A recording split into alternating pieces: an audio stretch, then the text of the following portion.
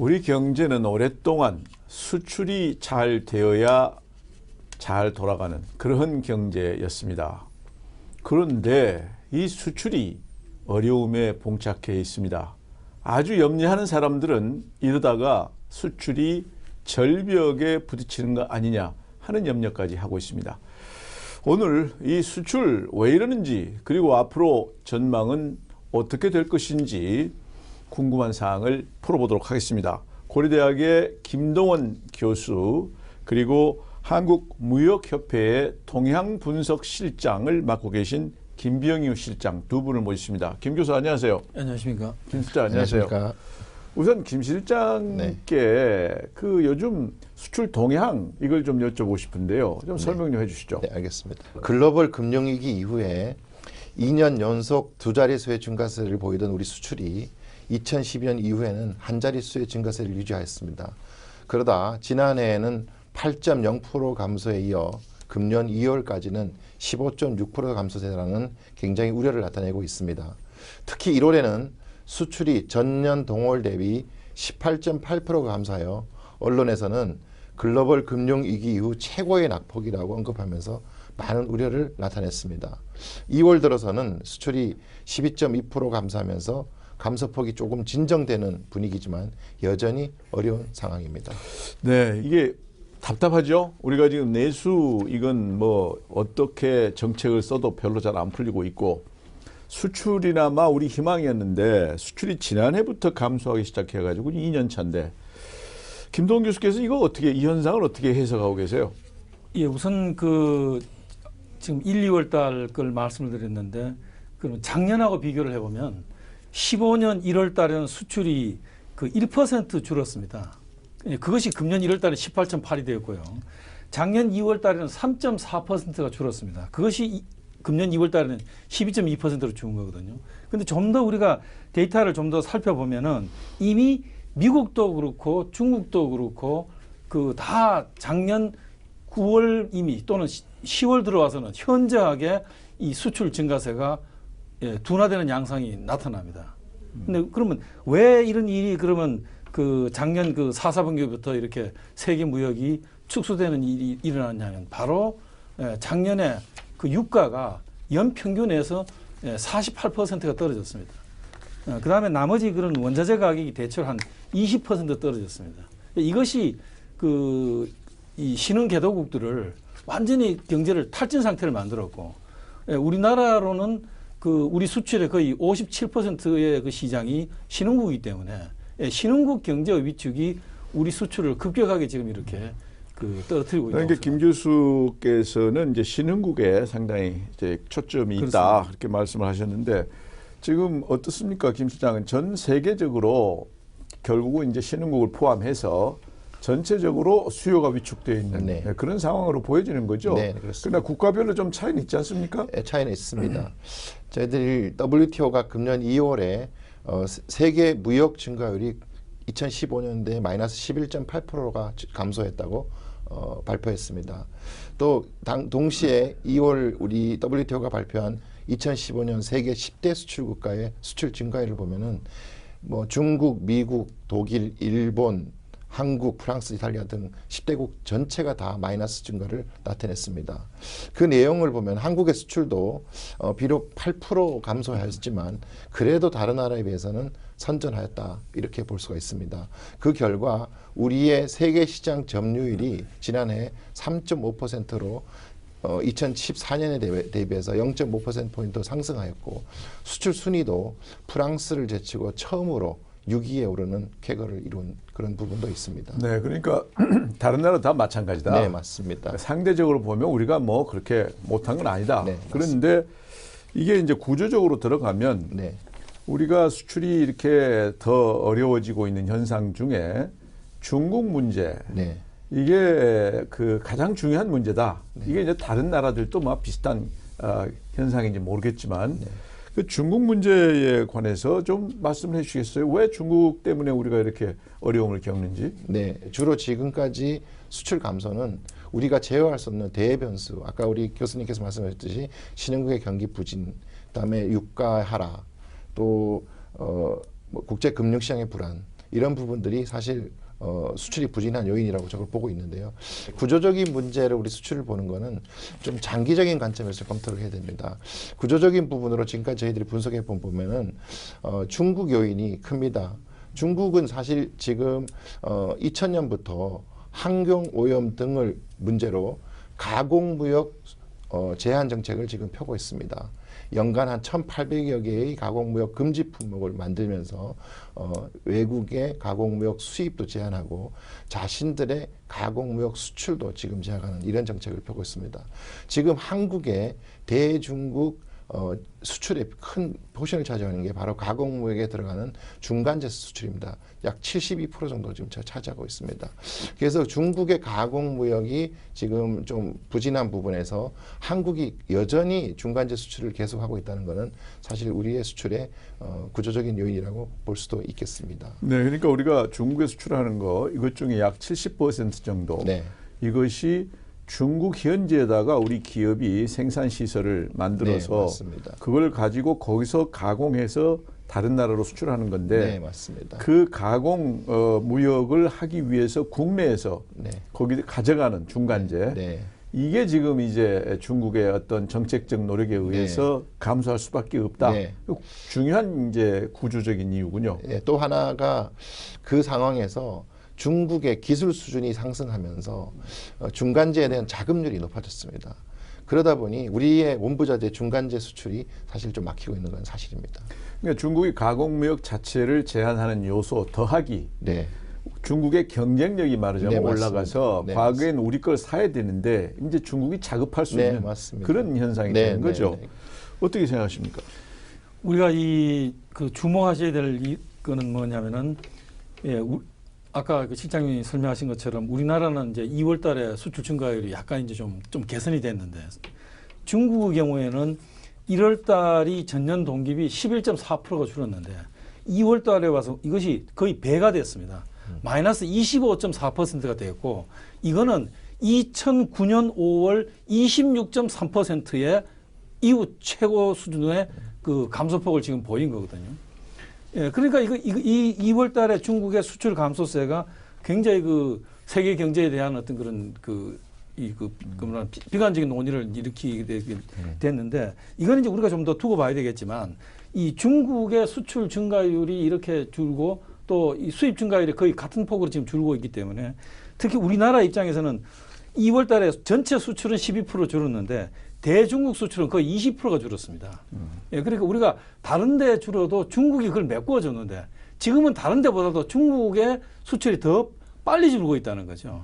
예, 그리고 다른 나라보다도 중국은 아까 이제 설명하셨던 것처럼 소위 그 차이나 인사이드 그래서 중국이 수입 대체 산업으로 인해서 수입 수요가 준 거 더하기 중국의 수출이 준 거 이 두 가지 그 부담이 지금 우리 그 수출을 재고 있다고 할 수 있습니다. 결국 이제 우리가 수출 준 주요 이유가 중국에 있다 이렇게 이제 볼 수가 있겠는데 우리 스스로 요인도 있잖아요. 말하자면 우리 국내 기업들이 네.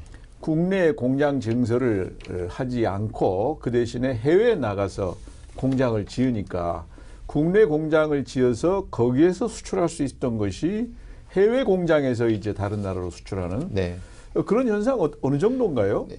네, 맞습니다. 우리 기업이 생산 기지를 해외로 옮기는 것도 사실 우리 수출의 감소의 일부 결과로 나타나는 부분입니다.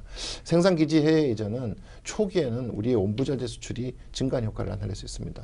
그렇지만 그 글로벌 밸류체인이 성숙됐을 때는 원부자재도 현지 조달을 하고 거기서 발생하는 완제품도 제3국으로 수출하는 경우가 발생하기 때문에 우리의 수출이 감소하는 부분도 있습니다.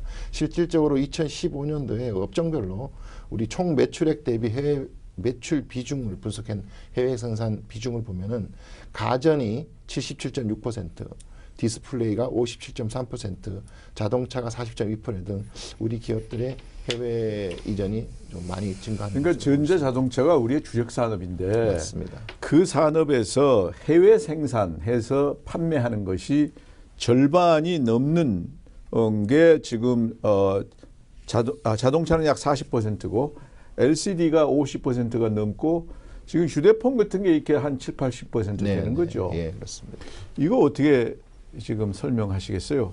그러니까 그 세계 무역이 이제 줄고 있는 그 양상을 이게 구조적이냐 또는 그런 그 일시적인 양상이냐 했을 때 바로 그 소위 그 글로벌라이제이션을 해가면서 소위 글로벌 서플라이 체인이라는 것이 이제 형성이 돼서 이제 그것이 무역의 유지를 했는데 이 중국의 그 차이나 인사이드 현상이 일어나고부터 그 소위 글로벌 서플라이 체인, 다시 말하자면 원자재부터 시작해서 완제품을 만들 때까지 어느 나라에서 어디서 조달을 해서 어디서 그 만들어서 어디로 파느냐 하는 이 그 체인의 구조가 바뀌었다는 겁니다. 예, 그렇기 때문에 이 수출의 감소 또는 세계 무역의 감소 현상 자체를 IMF는 구조적이고 그렇게 그 단기적으로 끝날 일이 아니라고 지금 그 보고 있거든요. 예. 그러니까 이제 수출 우리가 지금 부진한 것은 전 세계적으로 네. 어렵기 때문에 생기는 거지만 네. 우리 경우는 특히 중국이 우리 가까이 있었고 중국에 대한 우리 수출 의존도가 높지 않아요? 전체 네, 수출이 약 4분의 1이죠. 네, 그렇습니다. 그런데 그 중국이 차이나 인사이드 정책을 비롯해서 중국 산업 자체의 경쟁력이 올라가면서 우리가 중국으로부터 가졌던 기회가 감소했고 네. 우리 내부적으로는 국내에서 생산을 할 경우에 경쟁력이 별로 이게 좋지 않다는 판단에 의해서 전자자동차 기업들이 해외로 나가서 공장을 지어서 국내에서 생산했으면 그게 우리 수출이지만 해외 나가 수출하다 생산하다 보니까 그게 또 빠지는. 네. 그러니까 해외 요인이 주로 중요하지만 국내 요인도 있는 그렇게 해서 부진하게 된 건데 문제는 앞으로 어떻게 하면 이게 좋아질 거냐 뭐 그런 얘기인데 계속 이럴 거냐 문제인데 우선 어떠세요? 하반기를 어떻게 보세요? 우리 김 실장. 이제 중국 문제는 사실 뭐 계속 나오고 있지만 1월 달 주요 국가들의 대중국 수출을 보면은 한국은 21.6% 감소하였지만 일본도 17.3%가 감소했고요. 미국도 13.7%가 감소하던 전 세계적인 현상입니다. 중국의 수입 수요가 줄어들고 중국에서 신성장 정책이 바뀌면서 중국이 과거와 달리 세계 수입 시장으로서의 그게 역할을 좀 줄어들었다 이렇게 얘기할 수가 있는 거고요. 그런 의미에서 저희들이 사실은 이제 이런 현재 변수들이 굉장히 불확실한데요. 저희들이 봤을 때는 이런 수출 감소 기조는 당분간은 좀 지속되지 않을까라는 생각이 듭니다. 그렇지만 최근에 우리 유가가 좀 소폭 반등세를 보이고 있습니다. 그래서 저희들이 전망해 보면은 주로 하반기에는 우리 수출 유가가 좀 상승할 것으로 보고 있고요. 그렇게 됐을 때는 우리 수출 단가도 상승하고 있고 아까 말씀드린 신흥국들의 어떤 경제 수입 수요도 좀 회복될 것으로 예상이 되는 부분이 있고요.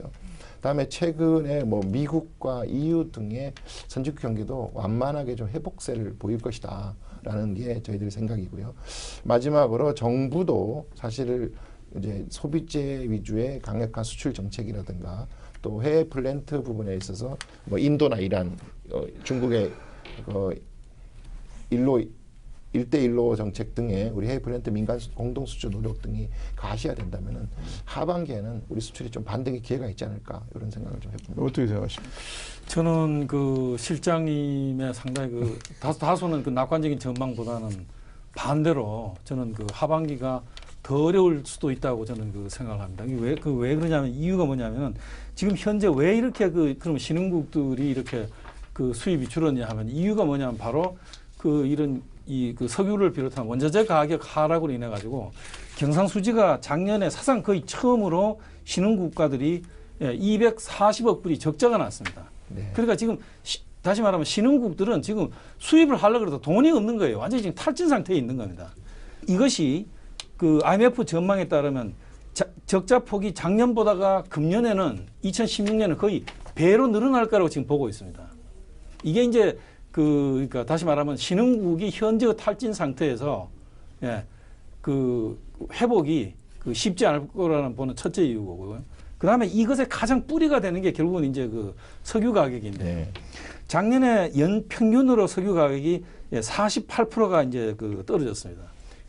그 크루드 오일을 따지면 연말에 이제 39불로 끝났는데 이게 이제 그 2월 11일까지 28불까지 떨어졌죠. 26%가 떨어졌다가 지금 최근에 다시 올라서 지금 6불 뭐 이제 여기는 이제 왔다 갔다 하거든요. 작년 말보다 아직 한 3불 정도 차 있는데 그러니까 그 현재 지금 최근에 그 2월 11일부터 최근까지 거의 한 28%가 상승했는데 이거는 더 이상 떨어지지 않을 것이라는 건 바텀이라고 하는 데 대한 기대 때문에 그런 말하자면 금융적인 요소, 투기적인 요소 때문에 상승을 한 거지 근본적으로 석유나 원자재 시장의 수급이 바뀐 건 아니라는 거죠. 예, 이제 그 점을 우리가 그 주목을 해야 되고. 그러니까 유가가 상승을 한다고 하지만 아주 제한된 폭밖에 상승하지 않을 거다. 그렇죠. 금융적인 시장적인 요인이지 예, 예. 수급 요인에 의해서 그 하지 않고 그렇기 때문에 이 지금 탈진 상태에 들어가 있는 우리 말하면 환자로 말하자면 지금 응급실에 들어가 있는 지금 이 신흥국 경제가 금년 안으로 일반 병동으로 옮길 가능성은 매우 낮다는 거죠. 예, 그렇기 때문에 퇴원은 물론 안 되고 퇴원은 뭐 그 얘기할 것도 없고요. 그렇기 때문에 그 이런 그 수출 감소세가 자칫하면은 세계 이게 이 그 석유 가격이 예를 들면 최소한 한 50불 정도까지 이렇게 안정적으로 빨리 회복을 해준다 그러면 아까 시장님 전망하신 것처럼 하반기에 좀 이게 나아질 수가 있는데 석유 가격이 50불 선까지 회복을 못하고 뭐 이렇게 30불대 이렇게 헤맨다고 하면은 그러면 제가 보기에는 그 자칫 그 2009년의 악몽이 재현될 위험도 상당히 있다고 생각합니다. 선진국 경기 회복 어떻게 생각하세요? 미국이나 뭐 유럽이나. 지금 2월 달에 OECD가 내놓은 경기 예고 지표를 보면은 미국, 유럽 공이 지금 경기가 정점을 지난 걸로 지금 나옵니다. 그러니까 기조적으로는 지금 회복은 하지만 지금 그 회복의 강도는 이미 정점을 지났다고 보는 거거든요. 다만 2009년하고 비교해 보면 차이가 뭐냐면 2009년은 선진국, 후진국 할 것 없이 다 무너지다가 이제 10월 달부터 다 함께 이제 들어서서 수출이 호전이 돼서 이제 그 우리가 그 해에는 2009년에 수출이 14% 감소를 했죠. 그런데 올해는 차이가 뭐냐면은 선진국들은 괜찮아요. 개도국이 지금 이제 신흥국이 이제 무너져 있는 거거든요. 이게 이제 뭐 다소는 낙관적인 요소고 또 다른 하나는 뭐냐면은 2009년에는 선진국, 후진국이 다 힘을 합쳐서 하반기부터 들어 올렸거든요. 근데 올해는 그럴 가능성이 별로 없다는 거죠. 간단히 말해서 유가 상승은 극히 제한된 폭 정도 될 거고 따라서 신흥국이 기력을 회복하기 어렵고 네. 선진국 경우는 약간 회복됐는데 이게 아마 정점인 것 같다. 더 이상 뭐 올라가기는 어렵지 않느냐. 세계 경제를 끌어가는 데는 큰 기여가 안 된다. 그렇게 본다. 네. 그렇다 그래서 가만히 보고만 있을 수 없잖아요. 그 뭔가 좌우간 뭐 개척해서 우리도 미래 먹거리를 이제 만들어 가야 되는데 그 어떤 노력을 할 거냐. 우선 좀 말씀해 주시죠. 저희들이 이제 수출을 확대를 한다면은 단기적으로는 우리가 시장을 좀 확대해서 물량을 증가시키거나 또 제품의 경쟁력을 높여서 단가를 높이는 이런 방법들이 있습니다. 그래서 지금 정부나 기업들이 하고 있는 게 지금 FTA 활용 등을 통해서 신시장을 개척하고 R&D를 통해서 신제품을 개발하고 우리 수출 중소기업 육성을 통해서 수출 저변을 확대를 하는 이런 부분들이 이제 방법을 좀 들 수 있습니다. 그렇지만 저는 이 세계 무역이 저성장 시대에 진입한 상황에서 좀 더 장기적이고 좀 구조적이고 미래지향적인 대안을 좀 내야 된다 이렇게 좀 생각을 합니다. 그 한두 가지를 말씀드리면 첫째가 저는 이 무역 인재 양성이 매우 중요하다 이런 생각을 하고 있습니다. 이 세계적인 저수요 시기에는 공급 측면에서도 과감한 업그레이드 투자가 필요하지만 이 미래 글로벌 시장을 누빌 도전 정신을 가진 인재 양성에 힘쓴다면은 이 부분에 우리 R&D 투자를 강화한다면은 오히려 이런 친구들이 세계 여러 곳에서 한국 제품의 수요를 창출할 수 있는 이런 기회가 있을 거라고 생각합니다. 인력은 무역 인력뿐만 아니라 네, 맞습니다. 이게 우리 산업 전체의 경쟁력 결정하는 특히 요즘은 우리가 최근에 이세돌하고 알파고를 봤지만 인공지능이 점점 나오고 있는 그런 시대에 우리가 보다 더 창의적인 그런 이제 활동을 해야 되잖아요. 그 기본이 이제 인력인데 우선 인력 문제를 제기를 하셨으니까 경쟁력에 관해서 우리가 앞으로 수출을 잘하려면 지금 어떤 데 좀 우선 한 가지만 좀 초점을 둬야 된다고 보십니까? 그 최근에 그 IMF가 내놓은 걸 보면은 결국 이 그 보면 제일 역점을 두는 게 뭐 금융 재정 그러고 나서 이제 하는 게 소위 그 구조 개혁이거든요. 그러니까 세계 경제의 그런 그 불확실성이 높을수록 결국은 장기적으로 구조적으로 그 견딜 힘을 키우는 거는 결국은 그 구조 개혁밖에 없는 거죠. 지금 이 문제가 우리가 단기적으로 뭐 저 수출 증가율이 어떻게 된다 이런 관점에서 이거를 어떻게 좀 그 완화하려고 하는 노력은 거의 의미가 없다고 생각합니다. 그 신흥국 경제가 거의 탈진 상태에 있어서 지금 이렇게 그 세계 무역이 줄고 또 그래서 우리 수출이 위축되고 있는 건 이거 어쩔 수 없는 일이거든요. 그래서 이거는 우리가 받아들이고 이런 상황 하에서 우리가 다시 말하면 지금은 데미지를 어떻게 미니마이즈 하느냐 이런 관점에서 그런 장기적인 준비. 그러니까 이 기회를 이용해서 오히려 체력을 좀 기르자. 동계 훈련에 예, 들어가자. 예, 그런 정비로 이거죠. 삼아야지. 예. 그 이제 중국도 이번에 전인대에서 네. 내세운 것이 혁신과 구조 개혁 아니겠어요? 맞습니다. 그러니까 세계 전체가 지금 과잉 시설 네. 상황이기 때문에 이 시점에 무슨 갑자기 무슨 일시적 노력 가지고 뭘 한다. 이건 어차피 어렵고 그래서 우리가 이 시기에 체력을 단련해서 좀 좋아지면 그때 우리가 좀 더 잘 뛸 수 있게 이건데 지금 구조개혁을 말씀을 하시는데 국내 구조개혁이 잘 되고 있나요? 잘 모르겠습니다. 지금 정치판이 지금 뭐 다 지금 저렇게 지금 지금 총선 바람에 들어서서 거의 뭐 사실상 금년 6월까지는 뭐 그 제자리가 잡기 어렵고 그러니까 그만큼 그 기업들로서는 지금 거의 어떻게 정말로 우리말로 비빌 언덕이 없는 거죠. 정부에 대해서조차도. 왜냐하면 정부가 법이 안 되는데 정부가 뭘 하겠습니까? 업계에 계신 입장에서 어떻게 보고 계세요? 지금 사실 이 지금의 수출 간의 구조개혁 부분은 사실 정부가 나서서 어떻게 할 수 있는 부분이 사실 많지는 않습니다. 결국 기업들이 해야 되는 거죠. 예를 들어서 지금 우리 기업들이 이 세계적인 추세가 글로벌 밸류 체인을 좀 부가가치를 활용을 하자. 이게 지금 정부나 기업들이 좀 많이 하고 있는 부분인데요. 실제로 과거에는 우리 기업들이 저임의 노동력을 활용하기 위해서 생산 기지를 해외로 옮겨서 해외에서 우리가 원부자를 수출하고 해외에서 생산해서 그거를 이제 제3국으로 수출하는 이런 모양을 보였습니다. 근데 이렇게 됐을 때 우리의 부가가치 수출이 사실 한 55% 정도 저희들 추정하고 있습니다. 금년 2015년도에. 근데 이거는 OECD가 말하는 OECD에서 발표한 걸 보면은 상위 10대 수출국에서 가장 많은 부가가치 수출이 규모가 가장 낮습니다. 이제는 우리 기업들도 이 글로벌 밸류 체인을 과거처럼 그냥 무조건 해외에 나가서 수출하고 이런 부분보다는 해외에 나가 생산하는 부분보다는 이제는 전체적으로 원자재 조달, 마케팅, 물류, FTA 활용, 또 마무리 공정, R&D 이런 전체적인 과정에서 우리가 부가가치를 가장 많이 획득할 수 있는 부분으로 글로벌 밸류 체인의 모양을 바꿔야 된다. 저는 개인적으로. 그러니까 이제 글로벌 밸류 체인이라는 게 좀 말을 어렵게 하는 건데 네. 결국은 국제 시장에서 우리가 잘 만들 수 있는 네, 거 네. 그걸 확보해야 된다 이제 하는 걸로 우리가 해석할 수가 있는 건데 그러려면 이제 우리 산업 중에 새롭게 경쟁력을 가진 부분이 나타나야 되는 거 아니겠어요? 결국 지금 전통 제조업은 이미 세계 전체가 과잉 생산이기 맞습니다. 때문에 그러려면 국내에 뭔가 이 새로운 투자 또는 새로운 연구개발 투자 이런 것들이 좀 더 활발하게 일어나야 된다 이렇게 보여지는데 그런 각도에서는 어떻게 요즘 보고 계세요? 우리가 그 구조개혁이라는 데에서 저는 굉장히 그 오해가 있다고 생각을 합니다. 그러니까 이거를 우리가 흔하게 하는 얘기로 미래의 먹거리가 뭐냐. 그러니까 다시 말하면 농사를 짓는데 뭘 심어야 우리가 미래에 먹을 거냐. 예, 저는 그건 잘못된 얘기라고 생각합니다. 지금 우리의 문제는 무엇을 심을 것이냐 문제가 아니고 밭을 어떻게 뒤집을 것이냐. 예, 우리가 구조개혁이라는 건 다시 말하면 밭을 새로 갈아엎어서 지력을 높이는 거거든요.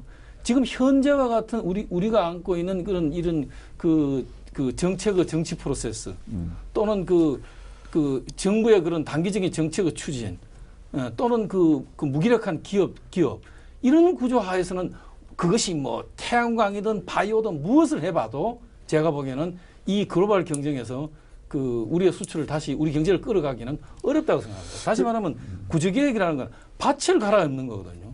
예, 그런 점에서 그러니까 지금 간단히 말해서 지금 우리는 사막에다 물만 주고 있다 이거죠.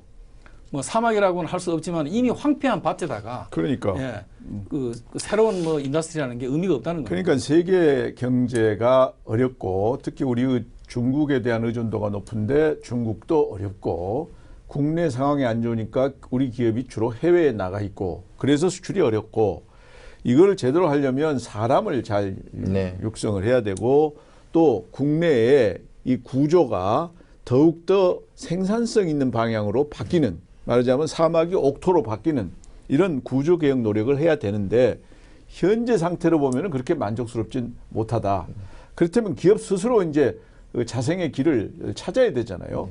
기업이 더욱더 이제 노력을 해야 되는데 국가가 할 일 중에 소위 국가 브랜드라는 게 있잖아요. 네, 맞습니다. 그러니까 세계적으로 한국산 그러면은 이게 고급이고 경쟁력 있고 이게 바람직한데 그 국가 브랜드 현상은 어떻습니까?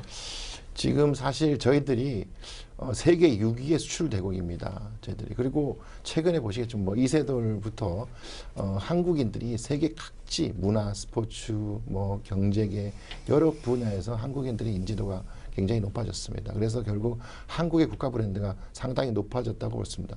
근데 우리의 수출 품목을 보면은 사실 그 정도의 격에 맞는 수출 품목을 몇 개나 가지고 있는지는 사실 좀 그 부분은 좀 한번 생각을 해봐야 됩니다. 따라서 정부나 기업들은 이제는 이 국가 브랜드와 한국인 브랜드를 가지고 수출로 연결시키는 이런 제품들 고부가 가치 프리미엄 제품들을 좀 적극적으로 개발을 해야 될 필요가 있다고 생각합니다. 특히 이 세계 경제가 저성장 기조에 들어가면은 소비 패턴이 크게 두 가지 양극화 현상이 나타날 수 있습니다. 일단은 가처분 소득이 떨어진 일반 소비자들은 일단은 저가 제품을 품질보다는 저가 제품을 찾게 됩니다. 그렇지만 상대적으로 이 가처분 소득이 높아진 이 고급 제품, 고급 소비자들은 이 고급 브랜드를 찾게 되는 방법. 이게 지금 소비자 패턴이거든요. 그렇다면 한국이 과연 그렇게 팔 수 있는 제품이 얼마나 있을까? 뭐 삼성도 있고 LG도 있지만 이제는 그런 부분이 좀 필요하지 않을까 그런 생각을 좀 하고 있습니다. 네. 그 어떻게 이쪽 우리 브랜드 분야는 국가 이미지하고도 관계되는 건데 이걸 좀 고급화해야 되는 건데 그 현재 어떻게 평가하세요? 이 브랜드 문제는 뭐 제가 잘 알지는 못합니다만은 이 그 과정을 보면 저는 그 답은 명확하다고 생각을 합니다. 예를 들면 그런 거죠. 그 영국하고 프랑스를 비교해 보면 답이 명확합니다. 이렇게 세계 경제가 어려운데도 지금 영국은 지금 1970년대 이래 최대의 지금 그 고용률을 지금 실현하고 있거든요. 반면에 도버 해협을 건너서 프랑스는 지금 1월 달에 프랑스 대통령이 실업 문제 때문에 국가 비상사태를 선언한 상태에 있습니다. 예. 그러니까 명확한 거는 지금은 세계는 이제는 정말 각자 도생의 시대고 각자 도생의 시대인 만큼 그런 개별적인 경쟁력 이제는 정말 호송선단의 시대는 갔거든요. 예. 그러니까 그 각자 도생의 그 각자의 폭이 계속 좁아지는 거죠. 그 영국이 잘한 이유가 뭡니까? 바로 그겁니다. 예. 바로 기업이 그 2010년에 보수당 정권이 들어와서 3년을 아주 그냥 애를 먹었습니다. 예. 그러면서 끊임없이 시장에게 이야기한 것이 무엇이냐. 예. 가장 좋은 기업 환경을 만들어주겠다. 그것에 대한 신뢰를 얻었고 그래서 떠났던 기업들 또는 해외 다른 기업들까지 들어와서 영국에서 사업을 벌려서 이것이 고용을 저렇게 만들고 있는 거거든요. 그러니까 다시 말하면 우리에게 그 말하자면 우리 구조개혁에 가장 밭을 갈아엎어서 그 새로운 밭을 만드는 핵심이 뭐냐. 바로 시장의 신뢰를 얻는 겁니다. 예. 저는 정말로 이 국회가 주목을 해야 될 거는 어떻게 해야 시장의 신뢰를 얻느냐. 이게 참 그래서 답답한 거 아니겠어요? 참 어렵습니다. 세계 경제 전체가 어렵고 또 생산 설비가 과잉인 상태, 거기에 중국 경제가 어렵습니다. 이런 어려움을 극복하는 것은 우리 스스로의 노력을 더욱더 열심히 하는 수밖에 없습니다.